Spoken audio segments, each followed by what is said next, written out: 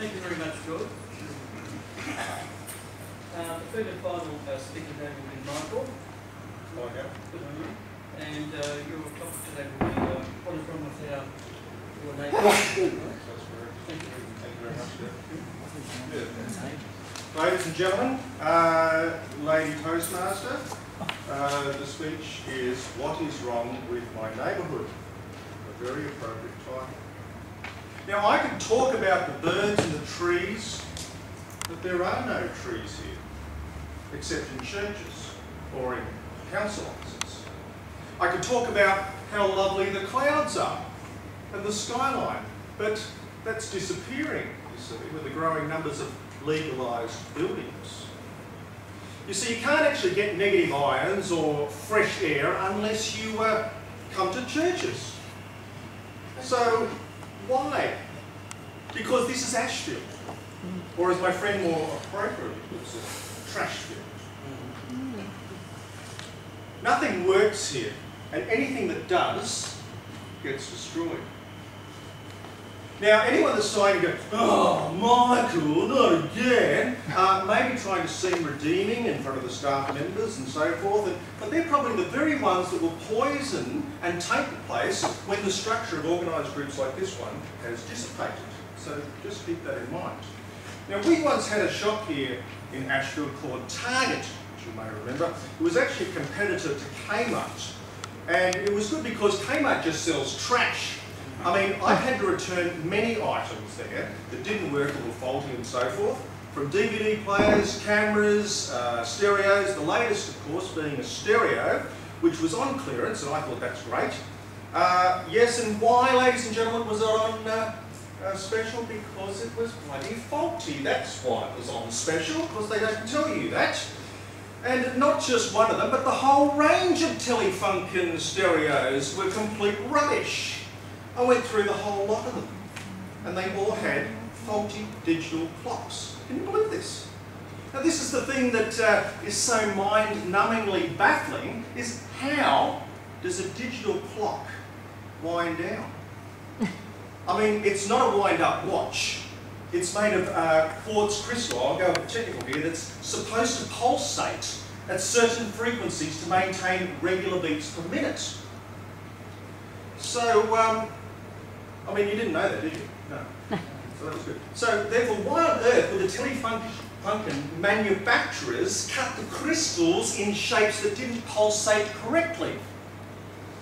I mean, these digital clocks they sell are losing 10 seconds every minute. Now, 2 seconds is bing bing, okay? Now, whoever said actually that the universal second was bing bing and not say bing bing? You know, I mean, which is a bit slower. I mean, is it running off a natural pulse of the universe or the earth or so forth? Anyway, mine was running at times it thought appropriate and stuck with the rest of the world's time zones. Mine was moving a little bit slower. I mean, you could actually do more in your minutes if you had, say, 10 seconds longer. I.e., after a 7-minute speech or so forth, you've gained a minute. And, by the way, mine's been 8 or 9, so you can add more for me. And can use that minute explaining you didn't want that extra minute anyway, since you're running on slower time than everyone else.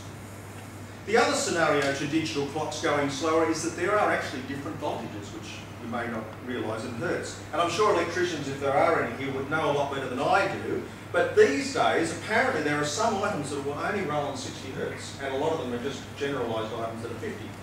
So that could be a problem making it slower, but why just don't things work? And why do they make things that are faulty in the first place?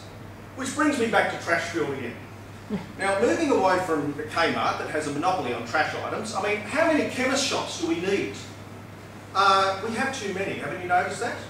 And of course, you know why there are so many chemist shops around Ashfield? It's because everyone is so sick here in this smog-ridden concrete jungle. I mean, there's no parks or trees, and as I said before, you can't get any negative ions unless you go to churches or council areas. And moving further down the smog-ridden road, called the Fumes Highway, or in other maps called Liver Spots Road, there's a cafe down this Liver Spots Road called Homer's Cafe, which opened up just recently actually, which is very different and modern looking than the usual Chinese, Indian, Thai and Korean restaurants around here. By the way, I am actually very fond of my Caucasian race, nothing against everyone else's, as they are with theirs, and we actually surprisingly have good things to offer migrants here, surprisingly enough. So you would think that it would have made a bit of a hit here being different, but no. Obviously, the majority of Indian and Asian residents here didn't want to venture out from their curries and dim sims and the Chinatowns they built around the Australian suburbs to check this place out. Very disappointing. And these newer restaurants have cleaner food than what I've seen and heard from other Asian restaurants around here that stored their lobsters, I don't know whether you heard this one, in the staff toilets to keep them watered and cleaned. Now, the Ashfield Council only busted them after a tip-off from other competing restaurants trying to close them down. So now the modern cafes and restaurants closed early, as I feared that they might no longer staying up till midnight, so lonely, sad poets like myself, which could have gone there to chill out and write something nice, can't. Apparently, no. I'm sent home early because there's no business there. So, cramped up in my little monkey cage in Trashfield with the rest of the sheeple who won't venture out, question or try new things, I'm confined to write about these agonies in Ashfield. And so I do. I don't excuse myself or my keen observation and acute senses that pick up the smells that emanate from the back parts of Ashfield, which you may have noticed when they clean out their dirty fish heads and leave them there to rot for days until the garbage cleaners arrive. I've mentioned that to council too, by the way, and slowly they're starting to do something about it, but it takes more than one intelligent man to start things up in Trashfield. It actually takes all of you. Ergo, are you all sheeple that sigh and sigh with superficial consensus, or are you with me on this one? So I say, do your duty.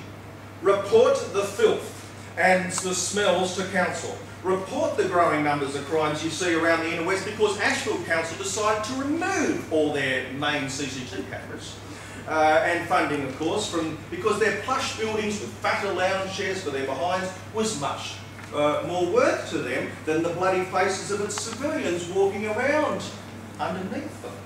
So, in conclusion, ladies and gentlemen, let's just clean this place up and request to council that we need more useful things like closer hardware stores and video shops that you could walk to, have competing electrical shops and not so much women's competing clothes. I noticed Lowe's menswear didn't last long very much here too. It's your duty to request to council that if the Abacus Corporation is going to extend the Ashfield Mall, that it makes sufficient stores to cater for our needs, and especially since they want to build 3 high-rises of residents in Trashfield, making pollution and car traffic chaos much worse than it already is. So do your duty.